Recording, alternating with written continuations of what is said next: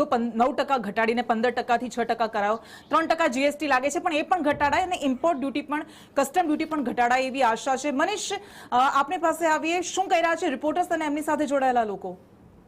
કૃષ્ણા, અને આ બધાની વચ્ચે જે મહત્વપૂર્ણ વાત એ છે કે અલગ અલગ શહેરોમાંથી આપણી સાથે લોકો જોડાયેલા છે અને મહેમાનો પણ છે આપણી સાથે સ્ટુડિયોમાં. પરંતુ જેમ સોનાની વાત ચાલતી હતી તો હું એક વાત તમને એ પણ કહી દઉં કે સોનાનો ભાવમાં વધારો થવો, ઘટાડો થવો ઇન્વેસ્ટર માટે કદાચ ફાયદારૂપ હોઈ શકે, પરંતુ એ મધ્યમ વર્ગનો પરિવાર કે જે ખેડૂત છે કે નોકરિયાત છે, જેના ઘરમાં પ્રસંગ આવી રહ્યો છે, એના માટે એક ઉચાટ છે, એનાથી વિશેષ કશું જ નથી. આ બધાની વચ્ચે મારી સાથે પ્રતિક જોડાયેલા છે અમદાવાદથી. પ્રતિક, તમારી સાથે કેટલાક લોકો છે, એમનું શું કહેવું છે, અને ત્યારબાદ આપણે એક્સપર્ટ પેનલ પાસે પણ જવાના છીએ. જલ્દી પૂછો એમને શું કહેવું છે એમને. પ્રતિક. મનીષ, આ તમામ લોકો છે તે વર્કિંગ પ્રોફેશનલ છે, તેમની સાથે સીધી વાત કરીશું. ખાસ તો આજે નિર્મલા સીતારમણ કે જે ખૂબ જ અનુભવી છે તે બજેટ રજૂ કરવાનું છે, શું આશા અપેક્ષા રાખો છો તેમની પાસે? સ્વાભાવિક રીતે આ સરકારે જે પ્રકારે કામ કરી રહી છે અને ગયા વખતમાં પણ ખૂબ સરસ રાહત આપી, એટલે દેશનો દરેક નાગરિક, દરેક વેપારી એ હંમેશા દેશના જે સત્તામાં બેઠેલી વ્યક્તિઓ સાથે અપેક્ષા રાખતી હોય, એ જ રીતે અમે આજે વખતે પણ એવું અપેક્ષા રાખીએ, પણ દેશને નુકસાન ન થાય અને અમને ફાયદો થાય, પ્રજાને ફાયદો થાય એવું બજેટ આપે તેવી અપેક્ષાઓ છે. અચ્છા, તમે મેડિકલ ફિલ્ડ સાથે સંકળાયેલા છે, તમે શું આશા રાખી રહ્યા છો સરકાર પાસે? અત્યારે મેડિકલ ફિલ્ડમાં ડૉક્ટરોના કન્સલ્ટિંગના બધું બહુ જ વધારે હોય છે, તો મિડલ ક્લાસમાં વધારે બેનિફિટ થાય એવી રીતની છૂટછાટ આપવી જોઈએ ઇન્કમ ટેક્સમાં એ લોકો. ઇન્કમ ટેક્સમાં છૂટછાટ આપવી જોઈએ. તમે શું કહેશો, બજેટ માટે શું અપેક્ષા રાખી રહ્યા છો સરકાર પાસેથી? માનનીય વિત્તમંત્રીજી આજનું બજેટ રજૂ કરી રહ્યા છે, તેમાં એમએસએમઈ સેક્ટરમાંથી હું આવું છું. એટલે એમએસએમઈ સેક્ટરની એક આશા એવી છે કે બધી વધારે છૂટછાટની અપેક્ષા અને પારદર્શી કામદાર ભારતની વિકાસ યાત્રામાં એમએસએમઈ સેક્ટર સારો ફાળો આપી શકે તેવી અપેક્ષા છે.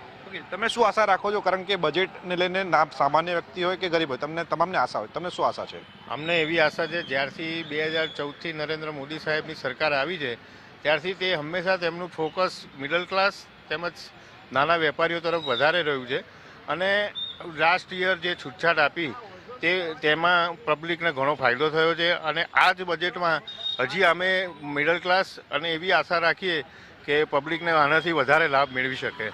અચ્છા, ખાસ કરીને સિનિયર સિટીઝન માટે કોઈ એવી યોજના લાવવી જોઈએ જેથી કરીને તેમને ફાયદો થાય? સિનિયર સિટીઝનમાં 70 વર્ષની જે વય મર્યાદા નક્કી કરેલી છે પ્રધાનમંત્રી કાર્ડમાં, એ 65 વર્ષ કરે તો વધારે ફાયદો થાય.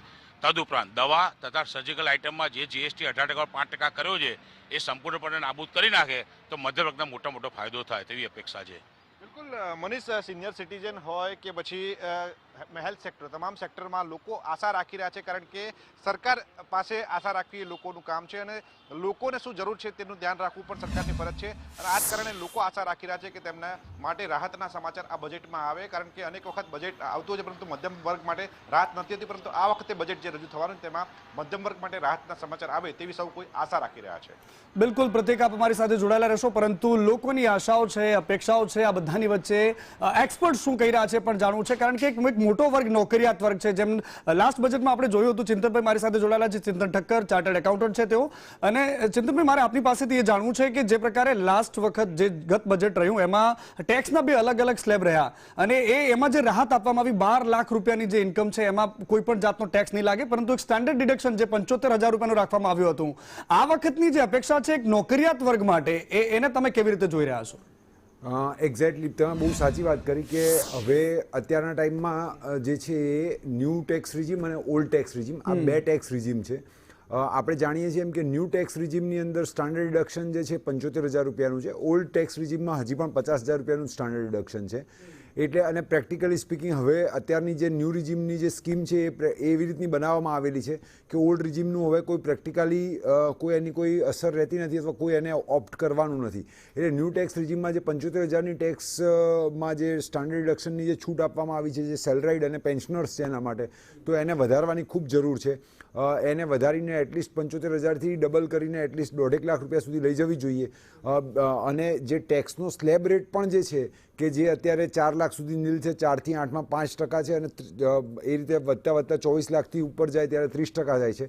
તો એની અંદર પણ જે છે એ સરકારે એ જે દરેક 4-4 લાખના ડિફરન્સ ઉપર જે વધારો થાય છે 5%, 10%, 15%, તો એને પણ 4 લાખથી 9 લાખ, 9 લાખથી 14 લાખ, 14થી 19 આવી રીતનું કરી અને 30 લાખ રૂપિયા સુધી લઈ જવું જોઈએ, કે જેથી કરીને 30 લાખની ઉપર જ્યારે માણસની ઇન્કમ જાય ત્યારે જ જે છે એને 30% સ્લેબ જે છે એ લાગુ પડે અને આની સાથે સાથે ઘણી જે કહેવાય કે જે ઓલ્ડ રિજીમમાં જે છૂટ મળી રહી છે, પર્ટિક્યુલરલી મેડિક્લેમ કહીએ તો મેડિક્લેમ અત્યારના સમયમાં આપણે કહીએ તો ખૂબ જરૂરી છે, તો એ એક છે. અને બીજું જે છે હાઉસિંગ લોન કે જે ન્યૂ રિજીમમાં નથી મળતું, હાઉસિંગ લોનનું ઇન્ટરેસ્ટનું ડિડક્શન નથી મળતું, તો જે ખરેખર નીડ ઓફ ધી આર છે, કારણ કે લોકોએ એ પ્રમાણેનું પહેલાં પ્લાનિંગ કરી અને હાઉસિંગ લોન લઈ લીધેલી છે, એનું ઇન્ટરેસ્ટ જે છે એ પે કરી રહ્યા છે અને એને જે છે એ નથી મળી રહ્યું. અત્યારે આપણે જોઈએ છે કે હાઉસિંગ અને રિયલ એસ્ટેટ સેક્ટરમાં ઘણી મંદી છે, તો એ પોઈન્ટ ઓફ વ્યૂથી પણ જો વિચારવામાં આવે કે જો આ ડિડક્શન આપવામાં આવશે તો લોકો વધુ ને વધુ લોન લેશે, લોન લઈને